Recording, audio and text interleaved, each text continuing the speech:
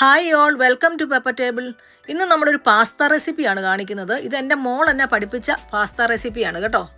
അപ്പോൾ നിങ്ങൾ ഇതിൻ്റെ രുചി നിങ്ങൾ ഉണ്ടാക്കിയിട്ട് ഫീഡ്ബാക്ക് കമൻറ്റ് ബോക്സിൽ ഇട്ടാൽ മതി. കാരണം എനിക്ക് അത്രയ്ക്കും ഉറപ്പാണ് നിങ്ങൾക്ക് എല്ലാവർക്കും ഈ പാസ്ത നിങ്ങൾക്ക് ഇഷ്ടപ്പെടുമെന്ന്. ഇതിൻ്റെ പേര് ബീഫ് ഗ്രൗണ്ട് പാസ്ത എന്നാണ്.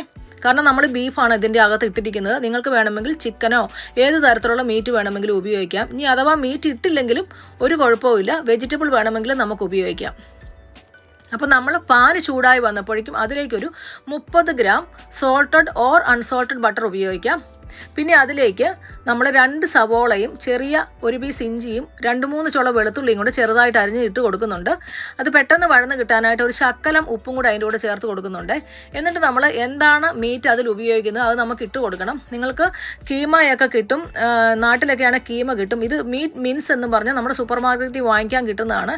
ഇല്ലെങ്കിൽ കുറച്ച് ചിക്കനൊക്കെയാണ് ഇടുന്നതെങ്കിൽ അത് നമുക്ക് മിക്സിയിലൊന്ന് അടിച്ചു കൊടുത്ത് ഇതിനകത്തേക്ക് ഇട്ട് കൊടുത്താലും മതി. ആ ഒരു മീറ്റ് ഒരു 15 മിനിറ്റത്തേക്ക് മൂടി വെച്ച് വേവിക്കണേ. പിന്നെ അതിലേക്ക് 1 ടീസ്പൂൺ മഞ്ഞൾപ്പൊടിയും 1 ടീസ്പൂൺ മുളക് പൊടിയും പിന്നെ ഞാൻ ചേർക്കുന്നത് ഇച്ചിരി ഹെർബ്സ് ചേർക്കുന്നുണ്ട്. അത് ഒറിഗാനോ ഹെർബ്സ് ഇവിടെ വാങ്ങിക്കാൻ കിട്ടും. അപ്പോൾ ഒറിഗാനോ നിങ്ങൾക്ക് ഹോം മെയ്ഡ് ഉണ്ടാക്കണമെങ്കിൽ അതിൻ്റെ ലിങ്ക് ഞാൻ കൊടുത്തിരിക്കാം. നിങ്ങൾക്ക് വേണമെങ്കിൽ നമ്മുടെ ചാനലിൽ തന്നെ ഉണ്ടാക്കിയിട്ടുണ്ട് ഒറിഗാനോ. അതുപോലെ തന്നെ 1 ടീസ്പൂൺ കുരുമുളക് പൊടിയും അതിൻ്റെ കൂടെ ചേർത്ത് കൊടുത്തൊന്ന് ഇളക്കി കൊടുക്കുന്നുണ്ട്. പിന്നെ നമ്മളൊരു കുറച്ച് ടൊമാറ്റോ സോസ് കെച്ചപ്പില്ലേ, അത് ഒരു 1.5 ടേബിൾ സ്പൂൺ അതിൻ്റെ കൂടെ ഒഴിച്ച് കൊടുത്തിട്ടുണ്ട്. അതുപോലെ ഹോം മെയ്ഡ് മീറ്റ് മസാലയാണ്, അതിൻ്റെ ലിങ്കും ഡിസ്ക്രിപ്ഷനിൽ കൊടുത്തിരിക്കാം. അതും നിങ്ങൾക്ക് ഹോം മെയ്ഡ് വേണമെങ്കിൽ ഉണ്ടാക്കാം. പിന്നെ നമ്മൾ ഈ ഒഴിച്ചിരിക്കുന്ന പാസ്ത സോസാണ്. പക്ഷേ ഈ ഞാൻ ഒഴിച്ചിരിക്കുന്ന പാസ്ത സോസ് റെഡിയായിട്ട് കടയിൽ നിന്നും വാങ്ങിച്ചതാണ്. ഇനി അഥവാ നിങ്ങൾക്ക് കടയിൽ നിന്നും വാങ്ങിക്കാൻ പറ്റിയില്ലെങ്കിൽ എങ്ങനെയാണ് പിസ്സ സോസ് ഉണ്ടാക്കുന്നതെന്ന് ഞാൻ നമ്മുടെ ചാനൽ ചെയ്തിട്ടുണ്ട്, അത് പോയി കണ്ടാൽ മതിയേ. ഇനി അതിലേക്ക് നമ്മൾ വേവിച്ച് വെള്ളമൊക്കെ കളഞ്ഞ് ഊറ്റി വെച്ചിരിക്കുന്ന പാസ്ത, മക്രോണി എന്നും ഇതിന് പറയുമല്ലോ, ഇതിട്ട് നല്ലപോലെ ഒന്ന് മിക്സ് ചെയ്ത് കൊടുക്കുന്നുണ്ട്. ഇനി ഇതിലേക്ക് വേണ്ടത് മൊസറല്ല ചീസാണ്. ഇത് ഓപ്ഷണലാണ്, നിങ്ങളുടെ കയ്യിൽ ഉണ്ടെങ്കിൽ ഇട്ടാൽ മതി. പക്ഷേ ഇത് ഇട്ട് കഴിയുമ്പോഴാണ് അതിൻ്റെ ഒരു കംപ്ലീഷൻ വരുന്നത്. എന്നിട്ട് നമ്മളൊരു 10-15 മിനിറ്റ് നമ്മളൊന്ന് ചെറിയ ഫ്ലെയിമിലിട്ടിട്ട് ഒന്ന് മൂടി വെക്കുന്നുണ്ട്.